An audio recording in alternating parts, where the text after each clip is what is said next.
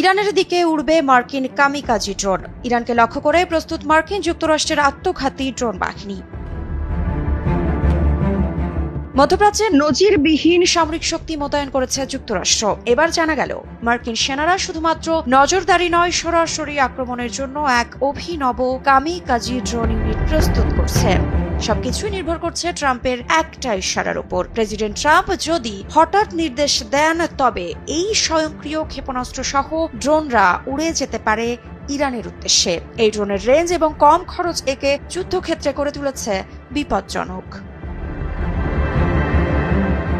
মার্কিন সেনারা তৈরি করেছেন ওয়ান ওয়ে আত্মঘাতী ড্রোন ইউনিট।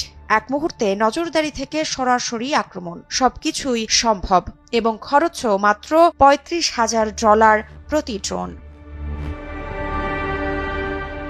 এই drone unit task force scorpion নামে পরিচিত এবং এটি মার্কিন সামরিক বাহিনীর একটি পরীক্ষামূলক ড্রোন ইউনিট থেকে বিকশিত হয়েছে। ইউএস সেন্ট্রাল কমান্ডের মুখপাত্র ক্যাপ্টেন টিম হকিংস একটি ইমেইল বিবৃতিতে জানান, এটি এখন অপারেশনের জন্য প্রস্তুত।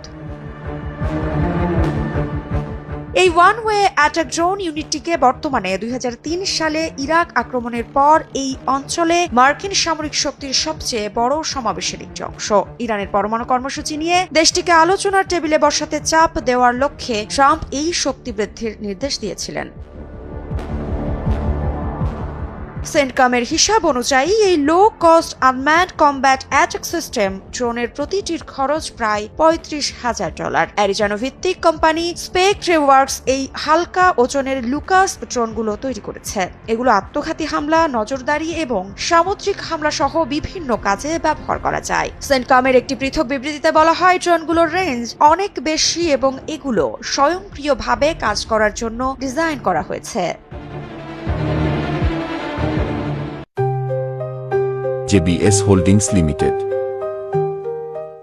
যদিও ড্রোন ইউনিটটি সামগ্রিক মোতায়েনের একটি ছোট অংশ মাত্র, তবে যে কোনো আসন্ন সামরিক অভিযানে এর অংশগ্রহণ হবে এই নতুন ইউনিটের জন্য প্রথম কোনো ঘটনা। এটি প্রতিরক্ষা মন্ত্রী পিট হেগসেথের ড্রোন ব্যবহারের গতি বাড়ানোর সিদ্ধান্তকেও কার্যকর করতে পারে।